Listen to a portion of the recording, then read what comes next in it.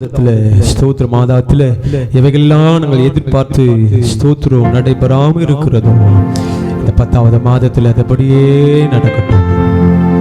கர்த்தர் எங்க துணையாளரா, கர்த்தர் எங்க துணையா, கர்த்தர் எங்க பலனா, எல்லாவற்றுக்கும் காரணராய் இந்த 10வது மாதத்தில் கர்த்தர் கூட வாரும்.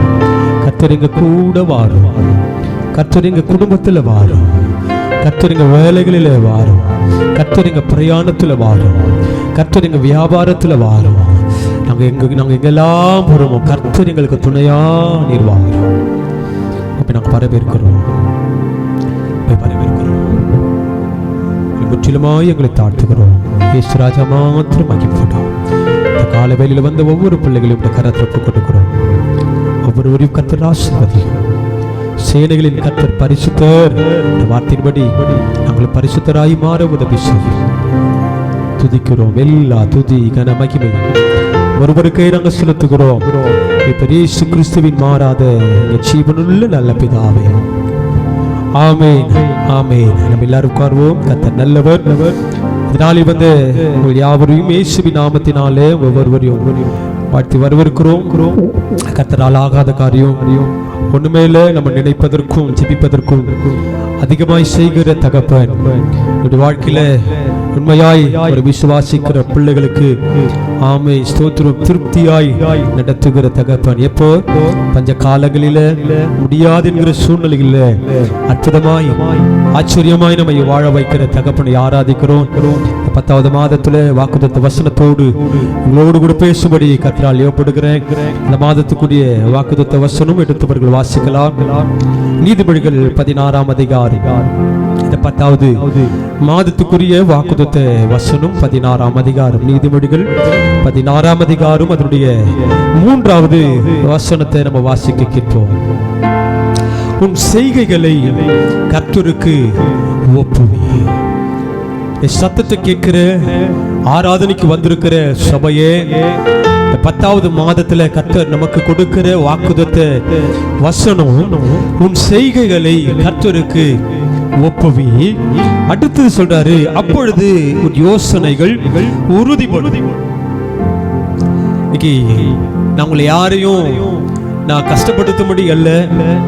இந்த 9 மாதம் அளவும் எத்தனை பேர் ஆண்டவருடைய சமூகத்துல நம்ம செய்து முடித்த அநேக செய்கைகளை எத்தனை பேர் ஆண்டவர்கிட்ட ஒப்பு கொடுத்து செய்திருக்கிறோன்னு எனக்கு தெரியல.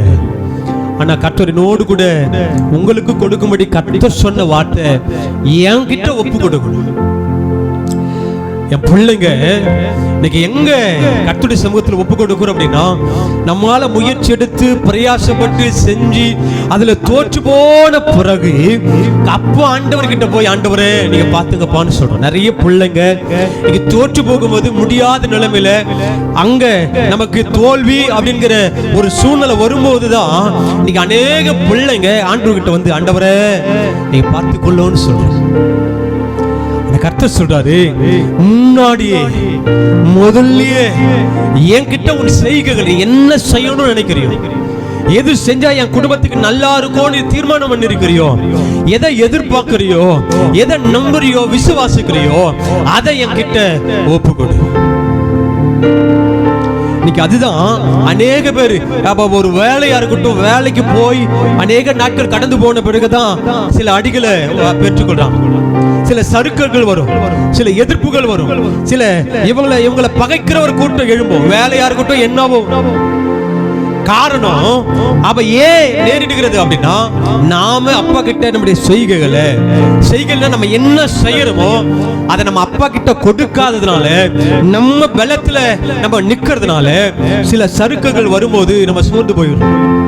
சில சறுக்கல்கள் வரும்போது நம்ம முகம் வாடி போயிடும், நம்ம முகம் செத்து போயிடும். சபையே கர்த்தர் சொல்றாரு, உங்க செய்கைகளை அதிகால வேளையில வந்திருக்கிற சபையே உன் செய்கைகளை என்கிட்ட ஒப்பு.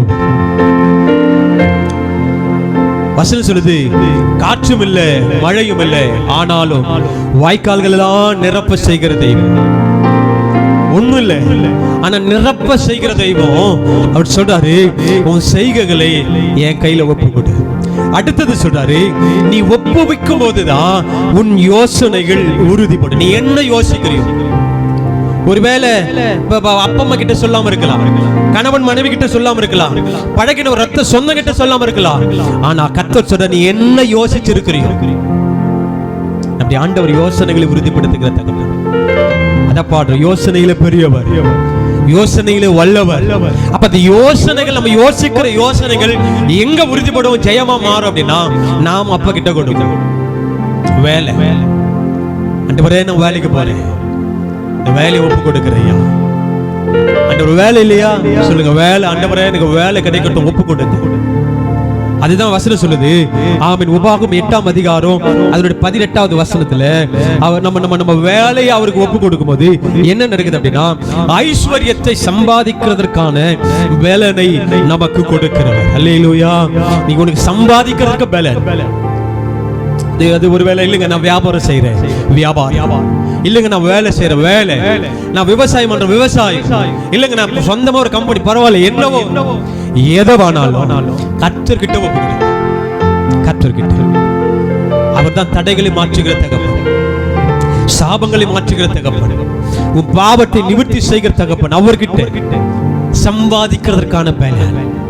நீ நிறைய பேர் அதுதான் சொல்றோம், நான் நல்லதாங்க வேலைக்கு போறேன், மாசம் முழுதும் லீவு போடாம தான் போறேன், ஆனா என் தேவைக்கு வருமானம் வர்றதே இல்லை, என் கடன் அடைக்கக்கூடிய அந்த வருமானம் வர்றதே இல்லை, இன்னும் சொல்ல போனா வட்டிக்கே வரலன்னு சொல்றோம். சபையே, அவர் சம்பாதிக்கிறதற்கான பலனை நமக்கு கொடுக்கிற தெய்வம்.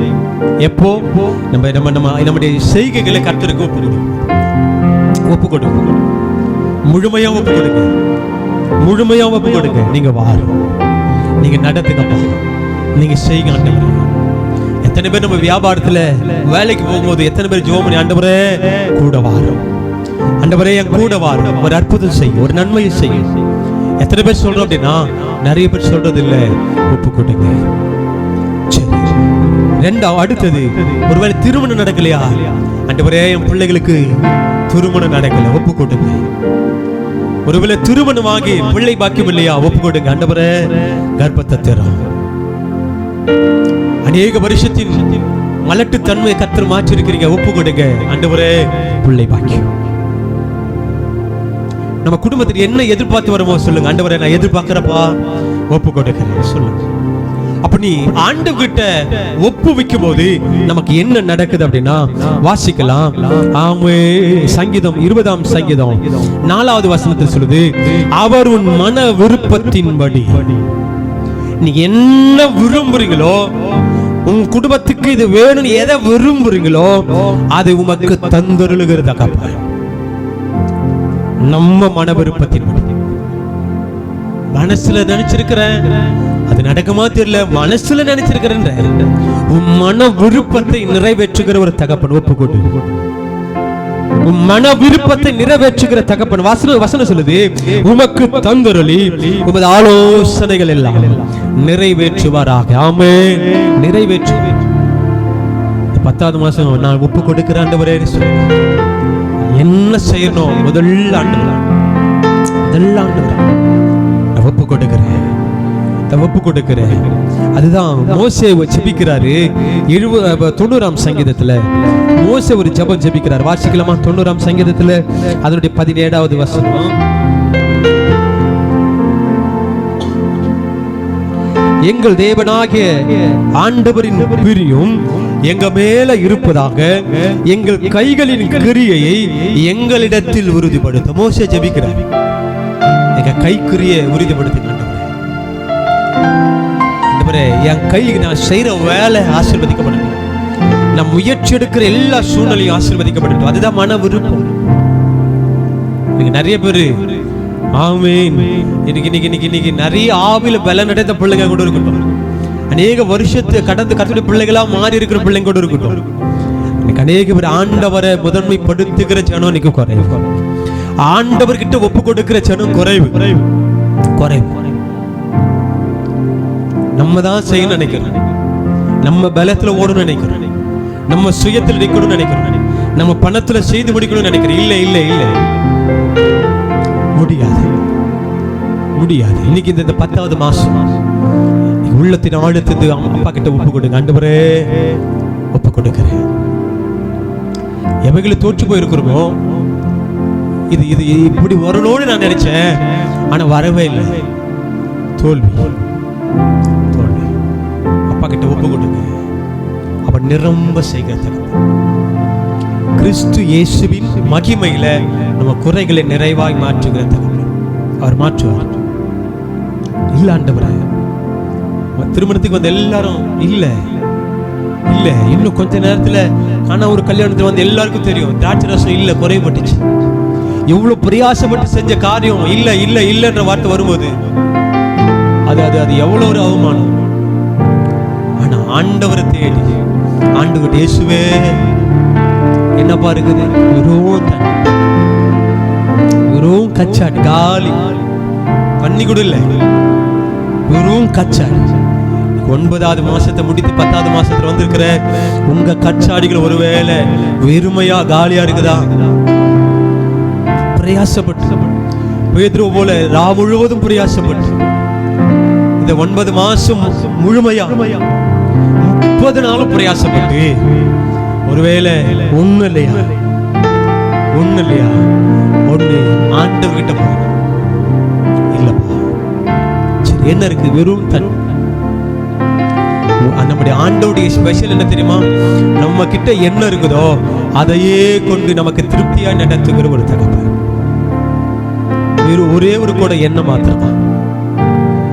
கடங்கார வெளியில வந்து நிக்கிறான், என் பெண் பிள்ளைகள் அடிமையாக்கி கொள்வதற்கு வெளியில வந்து நின்றுட்டு இருக்கிறான். நான் என்ன செய்யணும்? கிட்ட என்ன இருக்குது? வெறும் ஒரே ஒரு கூட எண்ணெய், வேற ஒண்ணும். இத்தனை ஆயிரங்களை திருப்திப்படுத்தி என்னவா இருக்குது? 2 மீன் 5 அப்பம் தான். அவள் தான். வேற சீஷர் சொல்றாங்க, எந்த கடையில போய் வாங்கினாலும் இத்தனை ஜனத்துக்கு போதவே போது. அப்பா கிட்ட வரும்போது இருக்கிறத பல ஆயிரங்களுக்கு கர்த்தர் ஆசீர்வாதமா மாற்று. கொஞ்சம் தான், குறைவுதான், கொஞ்சம் தான். கர்த்தர் அதையே நமக்கு ஆசீர்வதித்து தரக்கூடாது. வசனம் அதுதான். யோபு 5ஆம் அதிகாரத்துல 8வது வசனத்தை வாசிக்கும் போது, ஸ்தோத்திரம், யோபு 8ஆம் அதிகாரம் நான் வாசிக்கிறேன்.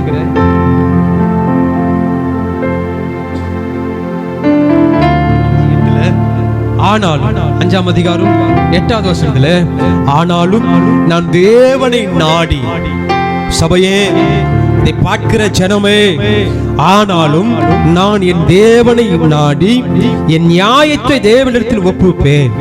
என்ன நடக்குது? அவர் ஆராய்ந்து முடியாத பெரிய காரியங்களையும் எண்ணி முடியாத அதிசயங்களும் அவர் செய்கிறார். தாழ்ந்தவர்களை உயரத்தில் வைத்து துக்கிக்கிறவர்களை ரட்சித்து உயர்த்துகிறார்.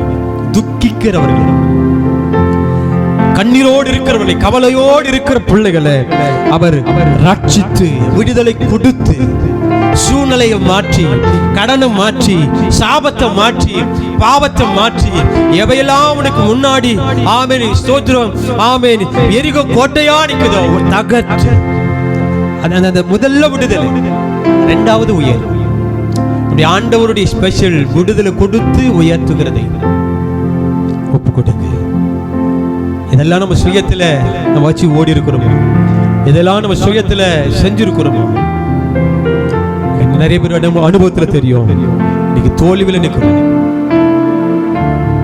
ஆண்டவருடைய வார்த்தை சொல்லுது, நீ சுமக்க தேவையில்லை, நீ விசுவாசி. அது போதும். விசுவாசிக்கணும். கர்த்தரிடத்துல, கர்த்தர் சமூகத்துல நம்முடைய பாரத்தை இறக்கி வைக்கவும் தான் கர்த்தர் விரும்புறார். நீ சுமக்காத, நீ கஷ்டப்படாத, நீ அங்கலாய்ப்பு தேவையில்லை, ஐயோ யார் தேவையில்லை. நீ ஒப்பு கொடுத்தா தோல்வியோடு நான் முழுவதும் பிரயாசப்பட்டு வலைகள் அழிச்சு கொண்டிருக்கிறார். ஒண்ணும் இல்லை. வீட்டுக்கு என்ன பதில் சொல்லணும்? ஒருவேளை கடங்காரன் என்ன பதில் சொல்லணும்? இல்லை, வெறுமை. நீ ஒப்பு கொடுக்கும் போது ஆண்டவர் பேதுருகிட்ட கேட்கிறாருப்பா, உன் படகுல நான் வருவதற்கு இடம் இருக்குதா? நீங்க உங்களையும் பார்த்து கர்த்தர் சொல்றாரு, நீ ஒப்பு கொடுக்கும் போது அவன் வாழ்க்கை என்கிற படகுல வராரு. இடம் இருக்குதா? வாங்க ஆண்டவரே, தாராளம். அவர் வந்தா சும்மா இடத்தை ஃபில் பண்ணிட்டு போற தெய்வம் அல்ல. சேர்ல சும்மா உட்கார்ந்துட்டு சும்மா உட்கார்ந்துட்டு சோபால சும்மா உட்கார்ந்துட்டு போற தேவன் அல்ல. அவர் வந்தார் வலைகள் கிழியத்தக்கதான ஆசீர்வாதம். அது வரைக்கும் தெரியாது. இப்போ இப்போ இப்போ பேதுரு கூப்பிடுறார், பக்கத்துல இருக்க படகெல்லாம் கூப்பிடுறார், உதவிக்கு வாங்க, எங்களால இழுக்க முடியல, அவ்வளவு மீன், வலை கிழியத்தக்கது. மீன் வந்துச்சுன்றது ஓகே, அந்த சூழ்நிலை புரிஞ்சுங்க. வலை போட்டோம், மீன் வந்துச்சுன்றது இயல்பு. இப்ப பேதுருக்கு அந்த சூழ்நிலை என்ன யோசனை வந்திருக்கும் அப்படின்னா, ஒருவேளை நம்ம இங்க வலை போடாம விட்டுடுமோ, ஏதோ வந்துச்சு, அது அது அது சாதாரணம். ஆனா கர்த்தர் செய்கிற நன்மை, அதுதான் அந்த வசனம் சொல்லுது, ஆராய்ந்து முடியாத, எண்ணி முடியாத பெரிய அதிசயங்களை தான் கர்த்தர் செய்யறார். யோசிக்கவே முடியும், கற்பனை கெட்டாததான் கர்த்தர் நமக்கு செய்யறார். எப்போ? ஒப்பு கொடுக்கும், ஒப்பு கொடுக்கும். நான் சொல்றேன், ஒப்பு கொடுங்க, சபையே ஒப்பு கொடுங்க. அற்புதம் செய்யணும் அந்த 10வது மாசத்துல. ஆராய்ந்து முடியாத, இரண்டாவது அடுத்த வசனம் சொல்லுது 10வதுல, துக்கிக்கிறவர்களை ரட்சித்து உயர்த்துகிறார். ஆமென். துக்கம் துக்கம் மாறவே மாறாது. துக்கம் ஒரு மனுஷனுடைய இருதயத்தை இருக்கும் பட்சத்துல சீக்கிரத்துல மாறாது. கர்த்தர் சொல்றார், அதை ரட்சித்து நான் உயர்த்துவேன்.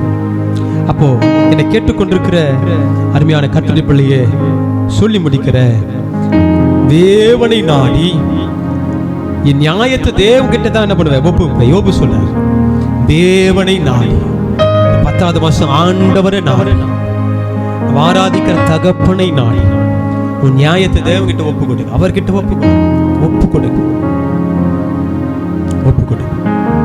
நீ ஒப்பு கொடுக்கும் அதுதான் அதனுடைய நன்மை பார்க்க வேண்டும். ஒப்பு கொடுக்கும் அது. இதுவரைக்கும் 9 மாதம் அளவோ நீ குந்தி 2 எஜமான்களுக்கு ஊழியம் செஞ்சிருக்கிறீங்க.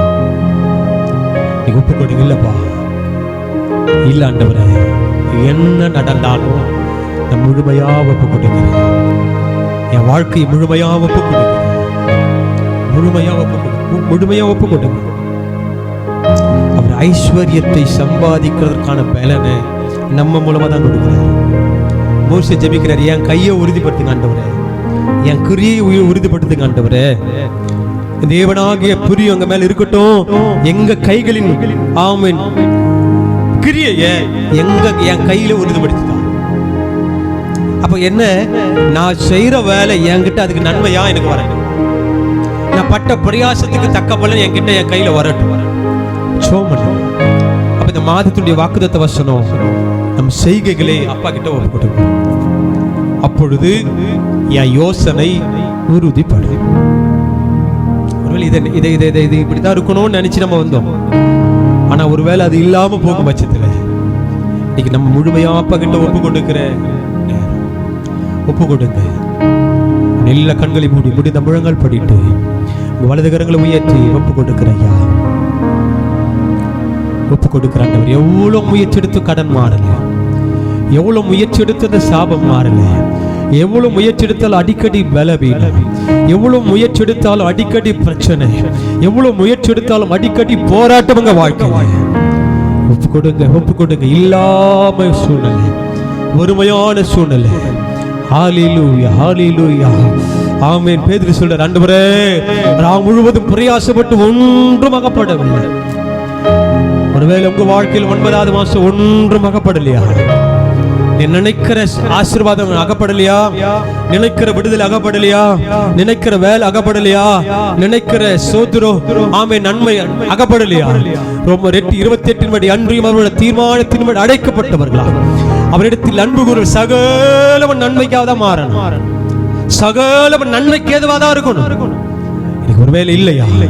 ஒப்பு கொடுங்க. ஹல்லேலூயா. ஒப்பு கொடுங்க தகப்பனே, ஒப்பு கொடுக்கிற ஐயா, இந்த 10வது மாசம் முழுமையாக வாழ்க்கையை முழுமையா எங்க ஸ்தோத்திரம் ஆண்டவரே, குடும்பத்தை உடைய கரத்தில் ஒப்பு கொடுக்கிறோம். ஹல்லேலூயா. நேசர் நீதானையா, நேசிக்கின்றேன் உம்மை தானையா, நேசர் நீதானையா, நேசிக்கின்றேன் உம்மை தானையா, துன்பமோ துயரமோ வேதனையோ உம்மை விட்டு பிரிப்பதில்லை. துன்பமோ துயரமோ வேதனையோ உம்மை விட்டு பிரிப்பதில்லை. உயிருள்ளவரை உம்மை தான் நேசிப்பேன், வேறெதற்கும் நான் அடிமைப்படே. உயிருள்ளவரை உம்மை தான் நேசிப்பேன், வேறெதற்கும் நான் அடிமைப்படே. வலது கரங்களை உயர்த்தி என் நேச நீதானையா, நேசிக்கின்றேன் உம்மை தானையா. என் நேச நீதானையா, நேசிக்கின்றேன் உம்மை தானையா. நேசிக்கிறோம், ஒப்புவிக்கிறோம். எங்க குறைவு இருக்குதோ அதை ஒப்பு கொடுங்க. எங்க சாபம் இருக்குது அதை ஒப்பு கொடுங்க. எவ்வளவுதான் கஷ்டப்பட்டு உழைச்சாலும் வீணான செலவா போயிடுது, தேவையில்லாத செலவு போயிடுது, மீதமே எடுத்து வைக்க முடியல. சொல்றியா? ஒப்பு கொடு, ஒப்பு கொடு. நேசிக்கிறையா, வாழ்க்கையில வாரும், இந்த வாழ்க்கையில எங்க குடும்பத்தில் வாரும். 10வது மாதத்தின் முதல் கொடுகையில நீங்க கேட்ட சத்தியத்தினுடைய ஆண்டவரே, எங்க குறிகள் எங்க செயல்கள் என்ன நினைக்கிறோமோ அதை ஒப்பு கொடுக்கிற ஆண்டவரே, முழுமையா ஒப்பு கொடுக்கிறேன். எங்க செய்கைகளை முழுமையா ஒப்பு கொடுக்கிறேன். இதுவரைக்கும் நான் பார்த்த நன்மையை விட இனி இந்த 10வது மாசத்துல பார்க்கிற நன்மை பெரிதா இருக்கட்டும். ஆச்சரியமா, எண்ணி முடியாததா, ஆராய்ந்து முடியாத, எண்ணி முடியாத அதிசயங்களை செய்கிற தகப்பன் செய்யும். எங்க கண்கள் காணட்டையா, எங்க கண்கள் காணட்டும். ஒருவேளை அழுது அழுது பூத்து போன எங்க கண்கள் இல்லை, ஒரு ஆச்சரியத்தை கர்த்தர் வைப்பீராக. வேண்டாதவர்கள் எங்க வாழ்க்கையில் இருந்து எடுத்து போகணும். எங்க வாழ்க்கையில ஒளியா வரும், ஒளியா வரும். கர்த்தனை நடத்தும், கர்த்தர் போதுமானவராயிரும். எல்லா துதி கன மகிமை ஒருவருக்கே நாங்கள் செலுத்துகிறோம். இப்ப இயேசு கிறிஸ்துவின் மாறாத ஜீவனுள்ள நல்ல பிதாவே, ஆமென், ஆமென். எல்லாரும் சேர்ந்து சொல்வோம். என் ஆத்துமாவே கர்த்தரை ஸ்தோத்திரி, என் முழுமே பரிசுத்த நாமத்தை ஸ்தோத்திரி. என் ஆத்துமாவே கர்த்தரை ஸ்தோத்திரி, கர்த்தர் செய்த சகல உபகாரி மறவாதே. ஆமென். கர்த்தராகிய இயேசு கிறிஸ்துவின் கிருபை, பிதாவாகிய தேவனின் அன்பும் பரிசுத்த ஆவியானவரின் அன்பின் ஐக்கியம் விசேஷமா இந்த நாள் வந்தவள் அனைவரோடும், வருடப்பிறப்புள்ள பிள்ளைகளோடும், சத்தத்தை கேட்கிற ஜனங்களோடும் இன்றும் இன்றும் சதா காலங்கள் இருப்பாராக. ஆமென். அல்லேலூயா, அல்லேலூயா, அல்லேலூயா.